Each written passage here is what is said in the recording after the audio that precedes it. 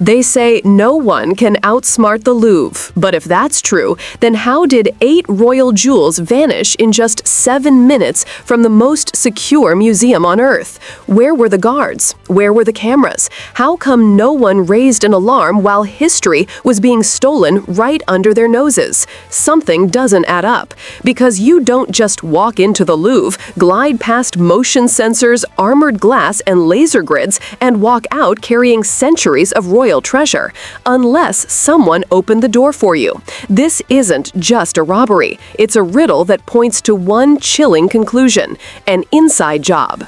This is Agent Tim, and you're watching the story the world can't stop talking about, the mysterious 2025 Louvre Heist. Before we dive deeper into this investigation, make sure to like, share, and subscribe so you never miss the hidden truths behind the world's biggest mysteries. What you're about to hear might change everything we thought we knew about the greatest art theft of the century.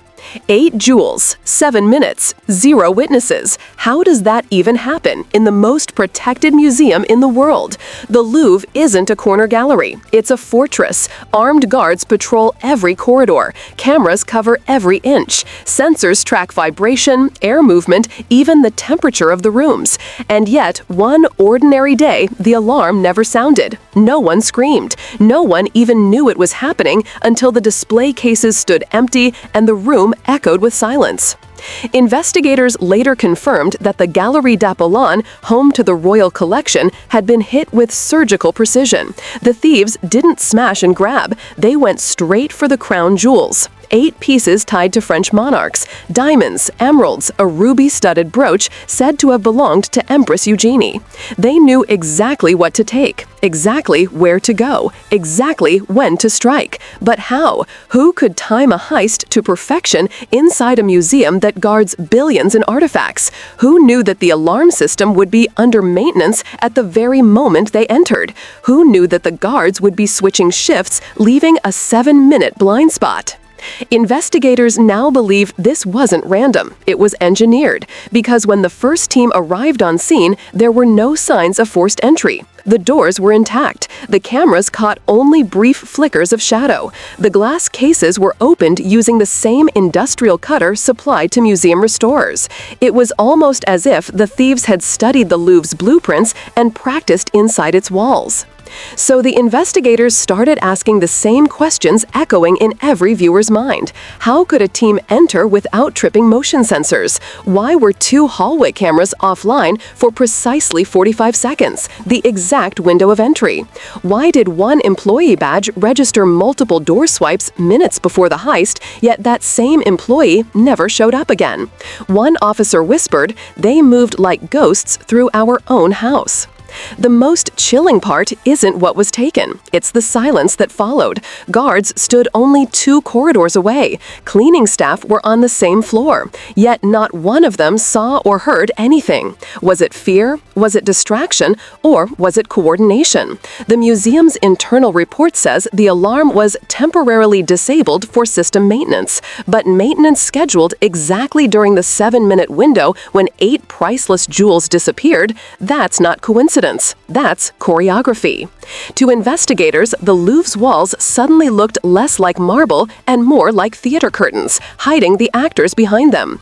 Every employee carries an ID badge that determines where they can go. Curators have archive access, guards patrol sectors, maintenance teams handle restricted rooms. But the thieves moved through all of it as if the system bowed before them.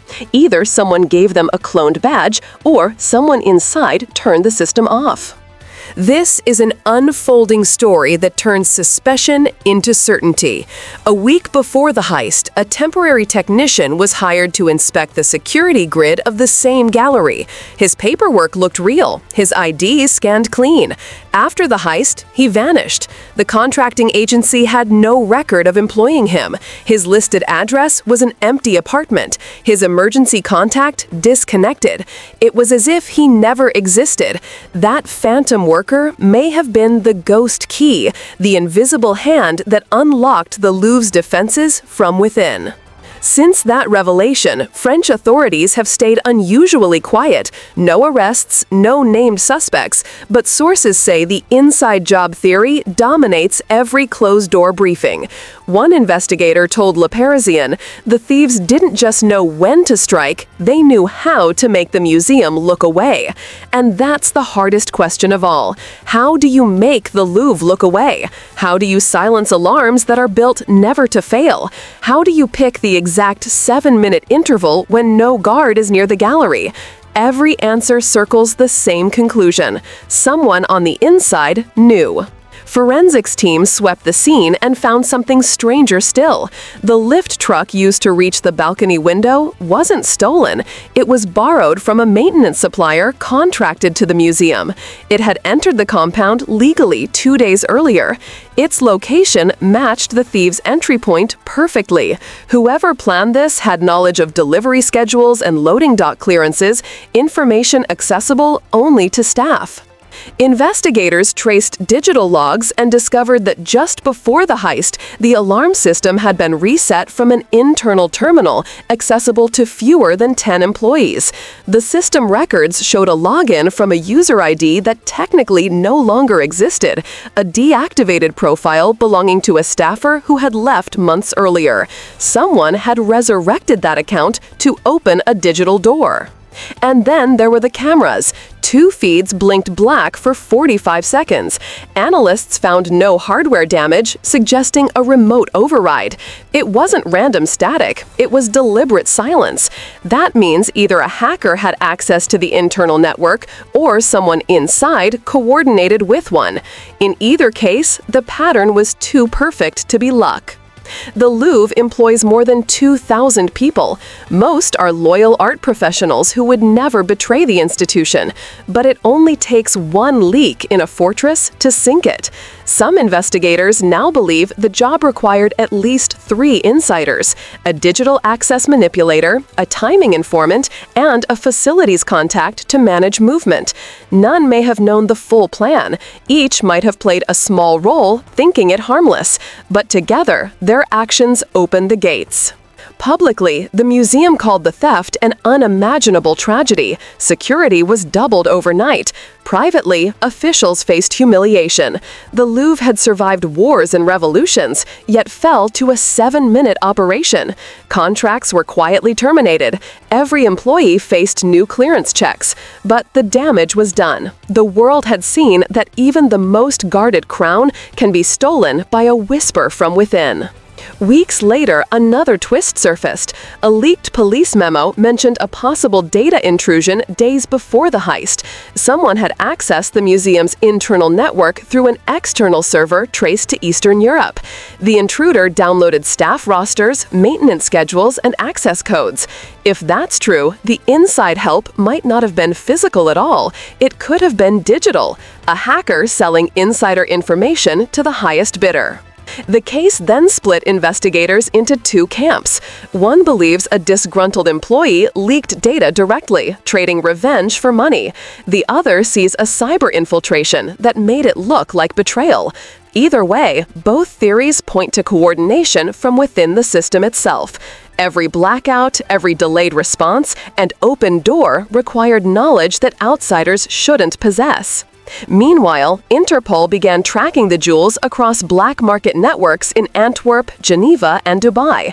They suspect the gems have been dismantled, recut, and sold individually to private collectors, each stone stripped of its royal identity. The value may survive, but the history is gone forever. Investigators say money isn't the only motive. Some whisper of revenge, someone overlooked for promotion, someone bitter after layoffs. In the high-stakes world of museums, pride can be as valuable as diamonds. Still, a haunting question lingers. If insiders helped, are they still working somewhere else? Could another museum be next? Art security experts around the world are revising protocols, warning that the Louvre heist might be a template for future crimes. Less about brute force, more about manipulation. Today, the Louvre stands open again. Tourists fill the halls, selfies splash, the pyramid sparkles, as if nothing happened. Yet beneath that perfection lies a scar invisible to the crowd. The staff move with quiet tension, aware that the real mystery isn't the missing jewels, but the missing truth, because every investigation so far leads back to people who were supposed to protect the art. Investigators still believe the greatest secret of this case isn't how the thieves got in, it's who helped them leave.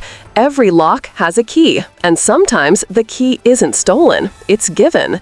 Somewhere among thousands of employees, contractors, and digital footprints, the truth hides behind a login screen, a shift report, or a whisper traded for gold.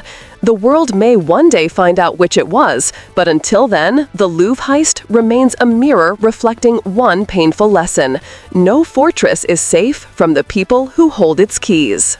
And so the question remains, who inside the Louvre decided to open the door? Was it greed? Was it revenge? Or was it something even larger, a network using the world's most famous museum as a testing ground? Until investigators answer that, the silence inside those marble halls will echo louder than any alarm. This is an unfolding story, and we'll keep following it until the final jewel is found. I'm Agent Tim. If you want to stay updated on every breakthrough, every hidden twist, and every truth they try to bury, make sure you follow, like, share, and subscribe right now, because the moment a new clue surfaces, you'll hear it here first.